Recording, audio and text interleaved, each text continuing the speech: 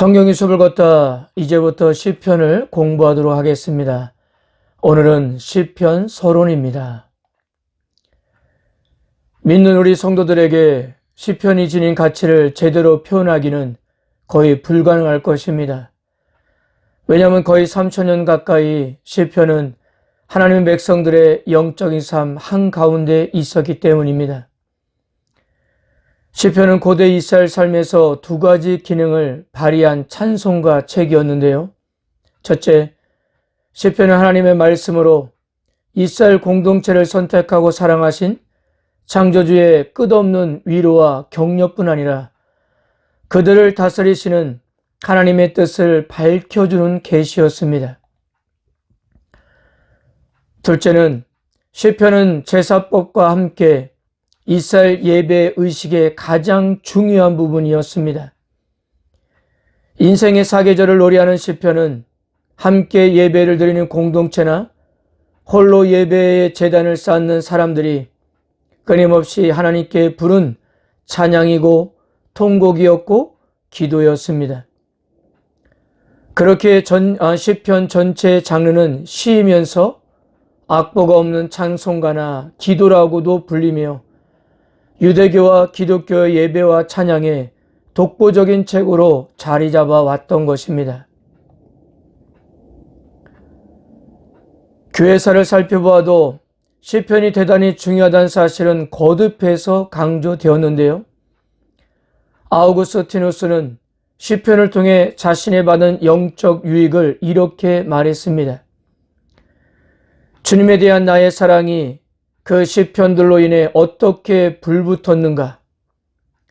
나는 인류의 교만을 바로잡기 위해 온 세상에 그 시편들이 낭송되기를 얼마나 열망하였던가. 마르틴 루터도 시편에 대해 이렇게 말했습니다. 시편은 작은 성경이라고도 불러도 좋을 것 같다. 시편에는 성경 전체의 모든 것이 가장 아름답고 간략하게 담겨 있다. 시편은 사실 훌륭한 교본 또는 안내서이다. 나는 사실상 성령이 모든 성도의 본을 담은 이 간략한 성경이자 책을 엮기에 수고를 아끼지 아니하기를 원하셨다고 생각한다.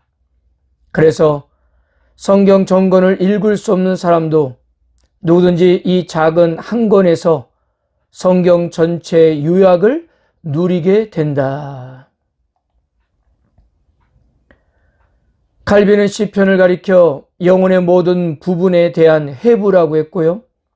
후커는 또 이렇게 썼습니다.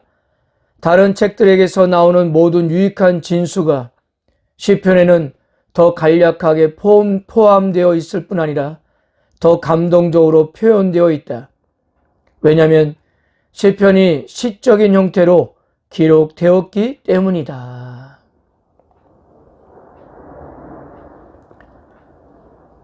시편은 히브리어로 테엘림이고 찬송이라는 뜻이며 헬라어로는 현악계 반주에 맞춰 노래하는 것이라는 뜻의 푸살모이라고 하여 오늘날 시편의 영어 이름에 기원이 되었고요.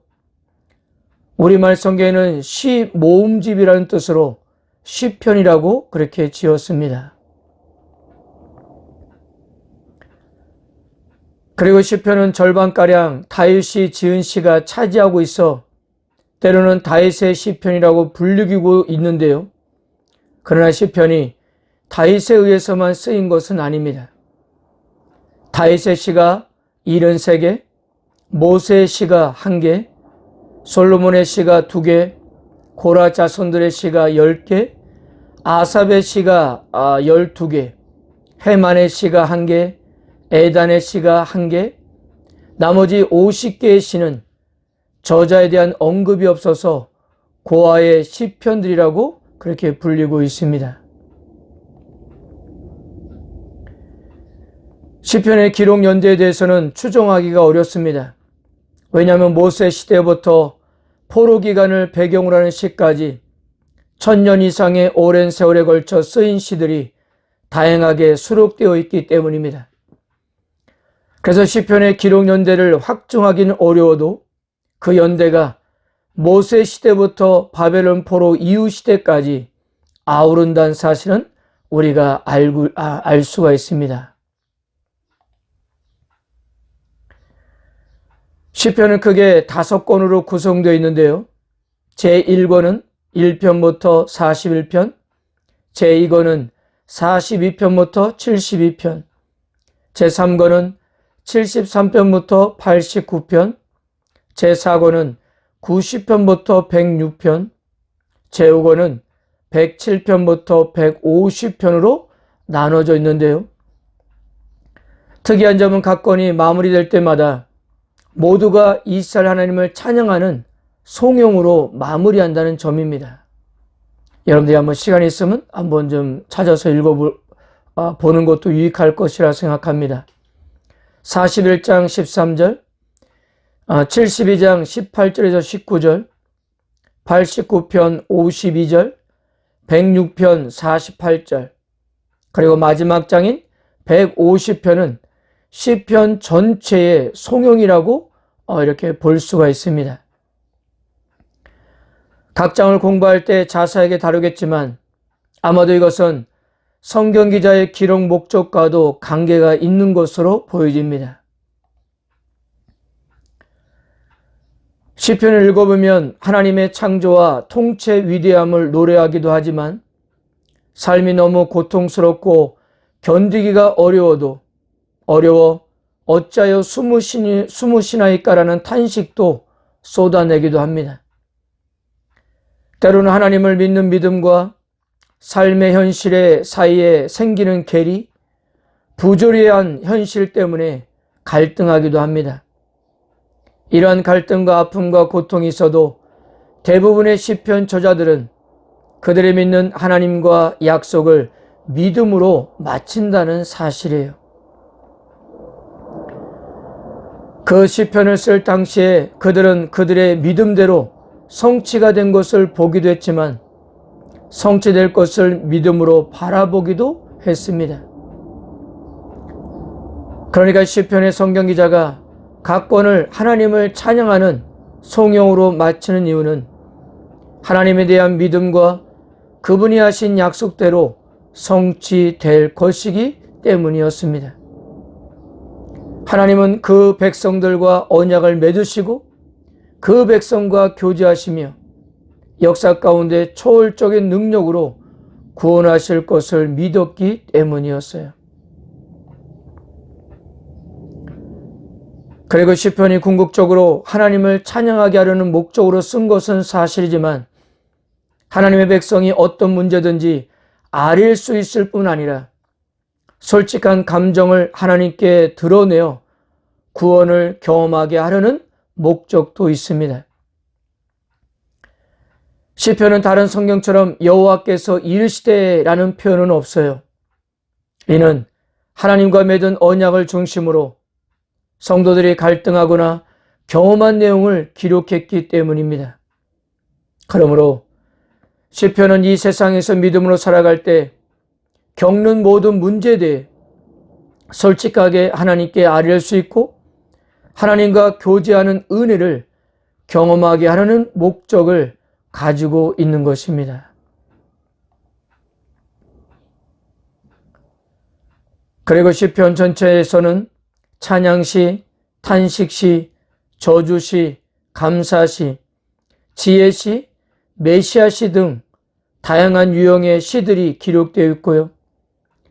또한 시편의 기원을 알려주는 즉 실마리가 되는 중요한 암시는 각 시가 가지고 있는 표제에 있습니다.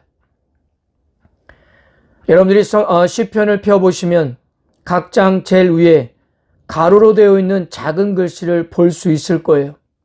바로 이것이 각 장의 표제입니다.